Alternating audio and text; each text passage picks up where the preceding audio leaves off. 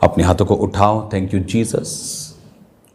खुदावन, आज के इस समय को, तेरे बाइबल टीचिंग को खुदावन, जो तूने अपनी ग्रेस से ये ग्रेस हमें दी है खुदावन, अपने ही मर्जी से हमें ये ताकत दी है खुदा। बाइबल कहती है कोई आदमी जब तक उसे स्वर्ग से ना दिया जाए नहीं पा सकता। आपने बरकत दी है खुदावन स्वर्ग से। मैं इस बरकत के लिए आपका शुक्रगुजार हूँ खुदावन। तो आपने अपने लोगों को याद किया वचन की गहराई से। आपने मेरे ऊपर खुदावन वचनों के भेदों को जाहिर किया है। उसकी वजह से ये लोग बरकत को पाएं और आशीष को पाएं और सेम न रहें। प्रभु यीशु मसीह के पवित्र और सामर्थी नाम में हम मांगते हैं, आमीन आमीन। अपने हाथों को उठाकर अपनी आंखों को बंद करके खुदावन का शुक्र करें। अपने होंठों को हिलाएं, अपने होंठों को ऊंची आवाज़ में इस्तेमाल करें और खुदावन का थैंक्स करें। खुदावन का यीशु मसीह के सामर्थी नाम में इस ग्रेस के लिए जो परमेश्वर ने आपको दी है, हर एक बरकत के लिए खुदावन का धन्यवाद करें। अपने हाथों को उठाकर थैंक यू जीसस। शुक्रिया शुक्रिया शुक्रिया यीशु तेरा। अपने हाथों को उठाकर उसका शुक्र करें अपनी बरकतों के लिए, अपनी आशीषों के लिए। यीशु मसीह के सामर्थी नाम में हम मांगते हैं, आमीन आमीन आमीन। God bless you all. Congratulations आपको प्रेयर माउंटेन के लिए, रोज की रोटी के लिए। रोज़ मैं आपको कॉन्ग्रेचुलेशन कर देता हूँ। थर्सडे मीटिंग एक ब्लेस्ड मीटिंग के लिए, और संडे आने वाली जो संडे है उस मीटिंग में खुदावंद का आत्मा आपको सेम नहीं रहने देगा। वो अनॉइंटिंग ऑयल डिस्ट्रीब्यूशन बड़ी मीटिंग में आप जब आएंगे, आप देखेंगे खुदावंद के कामों को, किस तरह से आपकी हड्डियों को, आपकी नसों को, आपके ब्रेन को, आपके लाइफ को, आपके कैरियर को खुदावंद का आत्मा छूता और ब्लेस करता। आप उसे अपनी आंखों से होता हुआ देखेंगे। आइए हम बाइबल टीचिंग में चलते हैं। मत्ती 1 उसके 24 और 25 आयत। तब यूसुफ नींद से जाकर प्रभु के दूत की आज्ञा के अनुसार अपनी पत्नी को यहाँ ले आया, और जब तक वह पुत्र न जनी तब तक उसके पास न गया, उसका नाम यीशु रखा।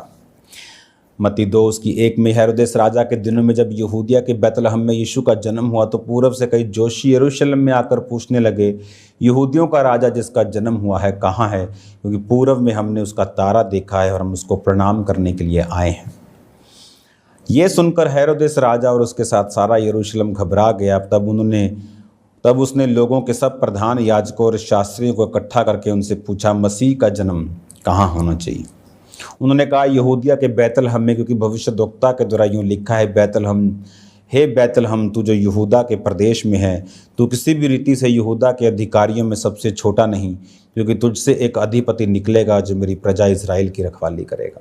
अब यहाँ पर जब हम पढ़ते हैं तो बाइबल कहती है कि जब यीशु मसीह का जन्म हुआ तो वो आकर वाइज मैन पूछने लगे कि यीशु मसीह का जन्म, यरूशलेम के राजा का जन्म, यहूदियों के राजा का जन्म कहाँ हुआ है?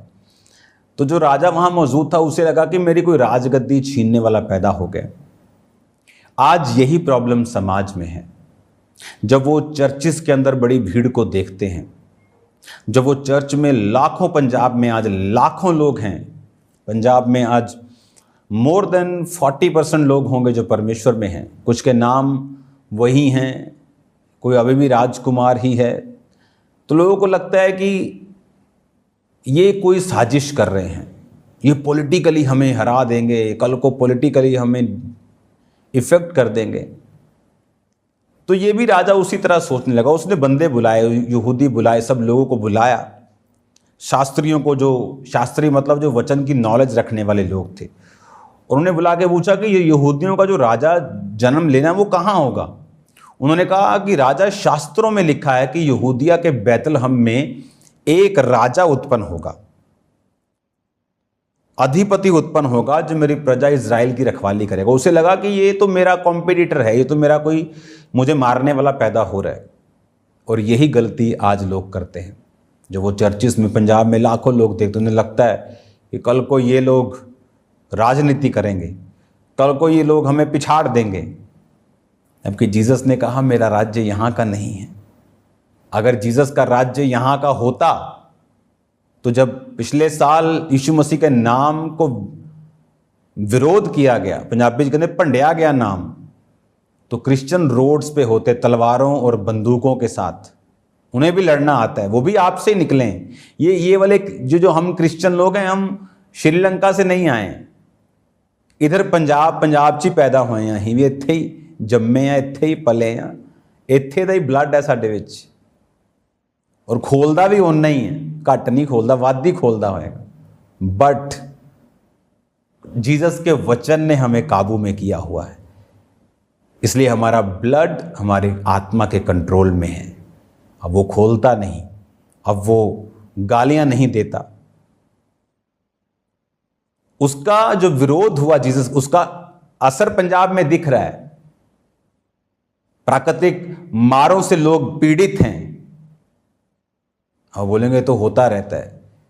मैंने कभी नहीं देखा अपनी लाइफ में, ये 2 साल में मैं 40 का हो जाऊंगा, 40 साल में मैंने कभी नहीं देखा जो मैं अब देख रहा हूं पंजाब में। और मैंने ऐसा विरोध भी कभी नहीं देखा जब जीसस क्राइस्ट के कैरेक्टर पर उंगलियां उठाई गई, मरियम पे उंगलियां उठाई गई।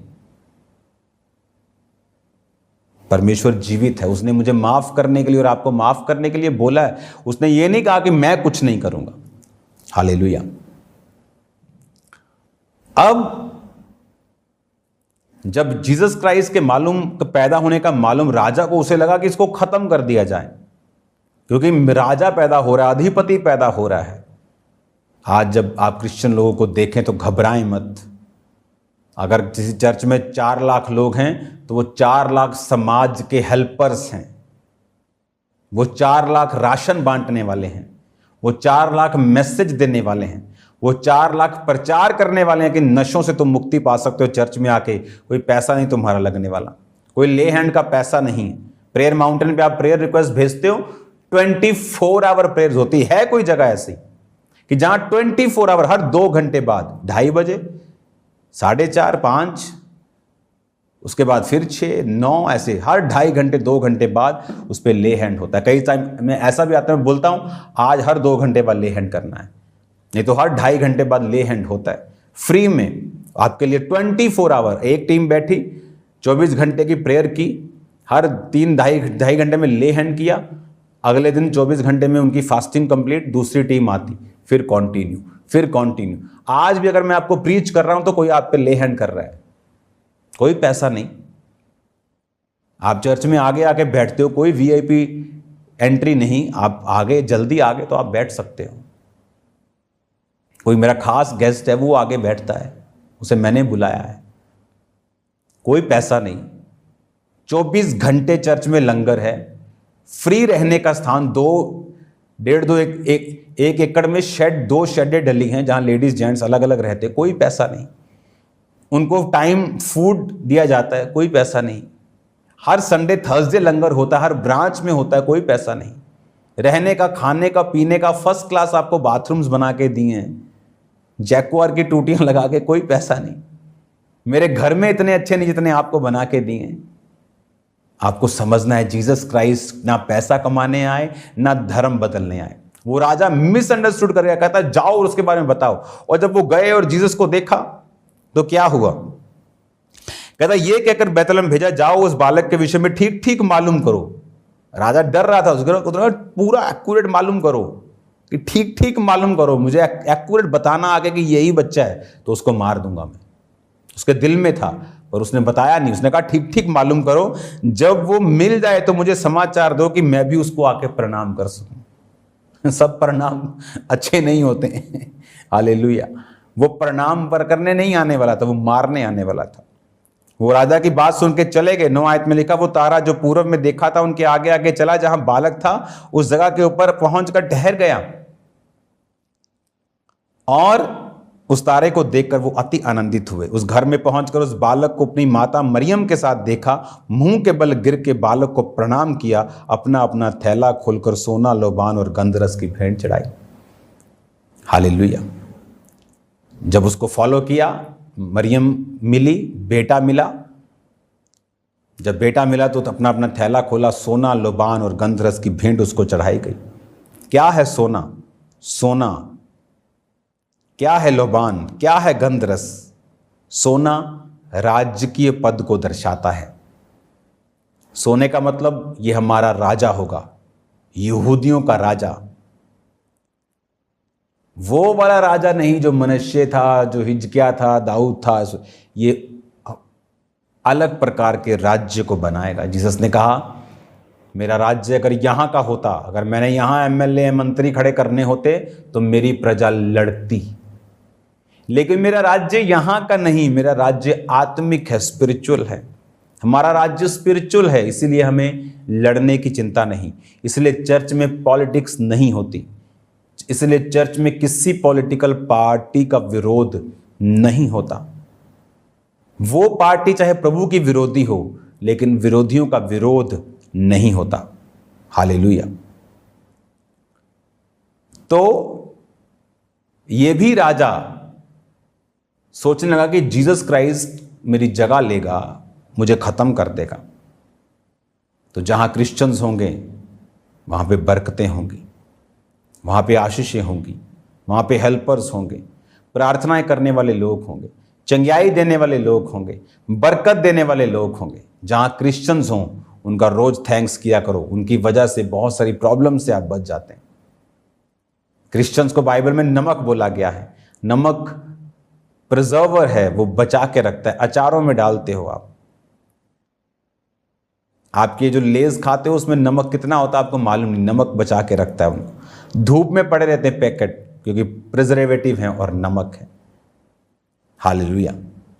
तो परमेश्वर ने सोना यानी राजा का पद, कौन सा राजा? हमारा स्पिरिचुअल राज्य को बनाने के लिए प्रभु यीशु मसीह आए।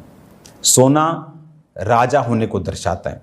और बाइबल कहती है जब उसको सोने की भेंट चढ़ाई, लोबान याजक होने की निशानी है। इसलिए परमेश्वर ने कहा जितने परमेश्वर में आएंगे वो परमेश्वर के लिए राजा और याजक हैं। पुराने टाइम में याजक आपके लिए बलियों को चढ़ाते थे, भेंटों को चढ़ाते थे, लेकिन अब ऐसा नहीं है। अब वो भेंटों और बलियों को नहीं चढ़ाते, क्योंकि आप खुद याजक हैं। आप खुद प्रभु की उपस्थिति में जा सकते हैं, खुद माफ़ी मांग सकते हैं। आपको मेरी ज़रूरत नहीं है। अगर आपने पाप किया, आपको माफ़ी के लिए कन्फेस करने की ज़रूरत नहीं है। बहुत कम होता है कि आप अपने पास्टर को बताते हैं ताकि आप उससे निकल सके। अगर वो कन्फ्यूज़न है तो माफ़ खुदा ने करना है आपको।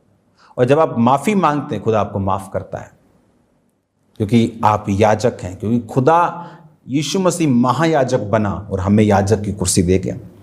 गंधरस की भेंट चढ़ाई। गंधरस कड़वा होता है, एक कड़वा मटेरियल है ये। और ये कड़वा मटेरियल उसको इसलिए दिया गया क्योंकि उसको क्रूस उठाना था, उसको क्रूस की सजा को लेना था। इसीलिए उसे बोला गया कि गंधरस की भेंट चढ़ाई, कि प्रोफेटिक वर्ड के कारण कि तू राजा होगा सोना, तू याजक महायाजक होगा लोबान, तू हमारे लिए कड़वे घूंट को पिएगा क्रॉस। उस पर थूका गया, उसको मारा गया। वो गंधरस की निशानी थी।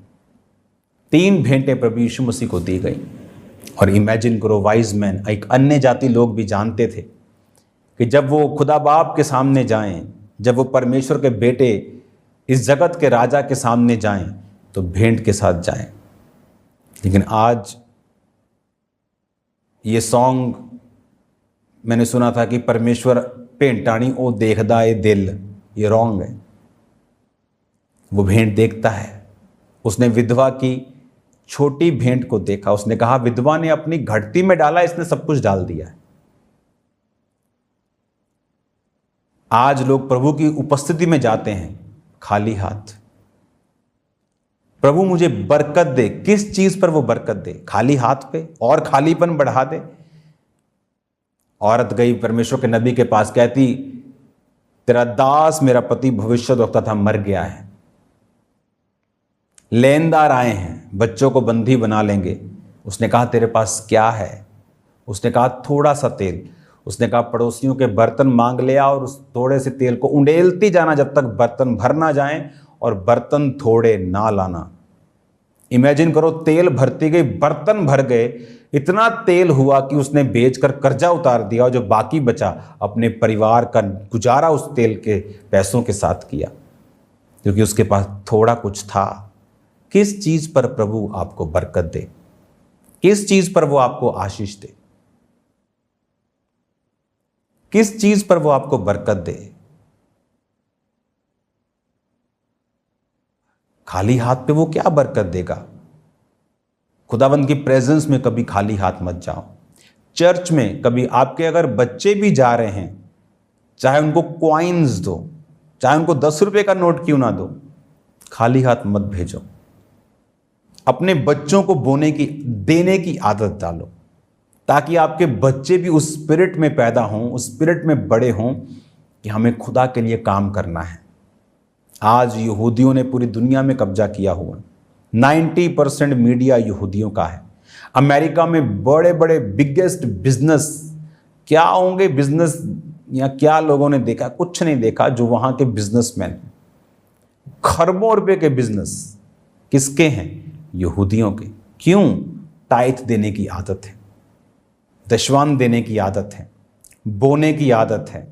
वो बचपन से डली है कि पॉकेट मनी 10 रुपये मिली, उसमें से टाइथ निकालना है, ऑफरिंग अलग निकालनी है, टाइथ अलग निकालना है, सेविंग अलग निकालनी है, बाकी खर्चना है।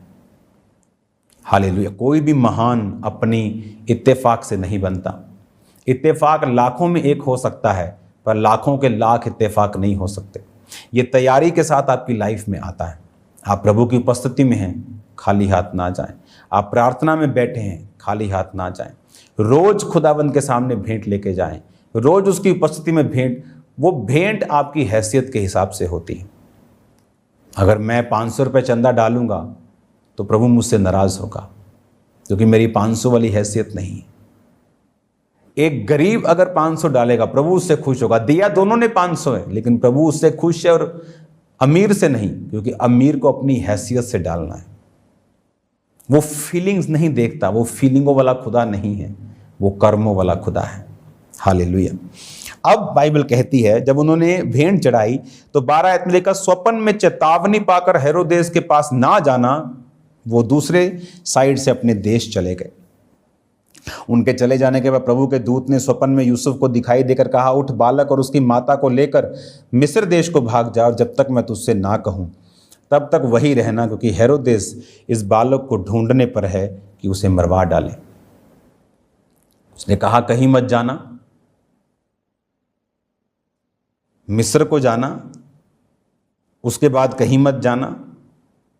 स्वप्न में दूत दिखाई दिया। धर्मी लोगों को स्वप्न आते हैं। आप जेलसी नहीं करते, आप बदनाम नहीं करते, काम से काम रखते हैं, मतलब से अपने काम से मतलब रखते हैं। अपना काम किया, अपने हाथ की रोटी को कमाया और परिवार को खिलाया। आप चुगलखोर नहीं हैं, जेलसी वाले नहीं हैं, विरोध, फूट, विधर्म, जादू टोने, व्यभिचार, चोरियां करने वाले नहीं हैं, तो परमेश्वर आपको गाइड करेगा। स्वप्न में उसको वो दिखाई दिया कि बालक और उसकी माता को लेकर मिस्र में भाग जा, और जब तक मैं ना कहूं वहीं रहना, क्योंकि हेरोदेस इसको मरवाने पर है। और 16 आयत में लिखा, हेरोदेस ने जब देखा कि जोशियों ने मेरे साथ ठट्ठा किया, वो क्रोध से भर गया। लोगों को भेजकर जोशियों द्वारा ठीक ठीक बतलाए समय के अनुसार बैतलहम और उसके आसपास के स्थानों के सब लड़के जो 2 वर्ष के थे उन्हें मरवा दिया। उसे अभी भी लग रहा था कि मेरा राज लेने वाला आया, और बाइबल कहती है उसने जो स्थान उन्होंने जिक्र किया था वहां गया, और वहां के जो बच्चे थे छोटे 2 साल को छोटे मरवा दिया। लेकिन जीसस वहां नहीं थे, क्योंकि सपने में परमेश्वर इंटरवीन कर चुका था। वो धर्मियों को बचाता है। आप अगर धर्मी हैं तो परमेश्वर आपको बचाएगा। आप अगर धर्मी स्पिरिट में हैं कपड़ों वाले धर्मी नहीं, सदूकी फरीसी वाले धर्मी नहीं। परमेश्वर इंटरफेयर करेगा सपनों से, सर्कमस्टेंसेस, वचन के जरिए, आपके अगुवे के जरिए, पास्टर के जरिए वो बात करेगा और वो आपको छुड़ाएगा, वो आपको मरने नहीं देगा। अगर आप धर्मी हैं, परमेश्वर आपका इंतजाम करेगा। अगर वो धर्मी हैं, वो आपको बचा के रखेगा। अगर आप धर्मी हैं तो वो आपको सेव करके रखेगा, योजनाएं बनाएगा, बात करेगा, आपसे बिना बात किए भी कई बार वो आपको सुरक्षित रखेगा। आप 10 मिनट जल्दी निकल जाएंगे घर से, आपको एक्सीडेंट से बचाने के लिए प्रभु ने आपके दिमाग में डाला। बाइबल कहती है जब मूसा की जो बहन थे और भाई था हारून और मरियम, जब वो मूसा के खिलाफ बोले तो परमेश्वर ने एक तंबू में दोनों को बुलाया। और जब परमेश्वर ने दोनों को तंबू में बुलाया तो परमेश्वर ने कहा, मैं लोगों से गुप्त रीति से बात करता हूं, लेकिन मूसा के आमने सामने। गुप्त रीति क्या है आपको मालूम नहीं होता, प्रभु आपसे बात कर रहा है। मोस्टली ये विश्वासियों के साथ होता है, क्योंकि जिसके पास एक बड़ी असाइनमेंट है, कोई बड़ी सेवकाई है या परमेश्वर का बड़ा प्लान, तो खुदा उससे बात करता है। विश्वासियों से कई बार वो डायरेक्ट बात नहीं करता, लेकिन उनके दिमाग में डालता है, गुप्त रीति से बात करता है। तो उसने कहा मैं लोगों से गुप्त रीति से बात करता हूं। आप 10 मिनट के बाद लेट होते, आप जल्दी चले जाते हैं, आप नहीं जानते खुदा आपको किन चीजों से बचा रहा है। अपने हाथों को उठाओ, आज शाम की वंडरफुल प्रेयर माउंटेन की प्रेयर को करना नहीं भूलना। शेयर करना इस चैनल को और लोगों को इनवाइट करना, अपने रिश्तेदारों को बोलना आज शाम को स्पेशल प्रेयर माउंटेन की प्रेयर्स को नहीं भूलना। खुदावंद आपके साथ हैं, वो आपको सेम नहीं रहने देंगे। अपने हाथों को उठाओ, खुदावंद इन्हें बरकत दे, इन्हें आशीष दे। ये तेरे नाम में बरकतों को और आशीषों को पाए और वचन की गहराइयों में जाकर सीखें, तुझ में आगे बढ़ें। प्रभु यीशु मसीह के पवित्र और सामर्थी नाम में हम मांगते हैं, आमीन। God bless you all.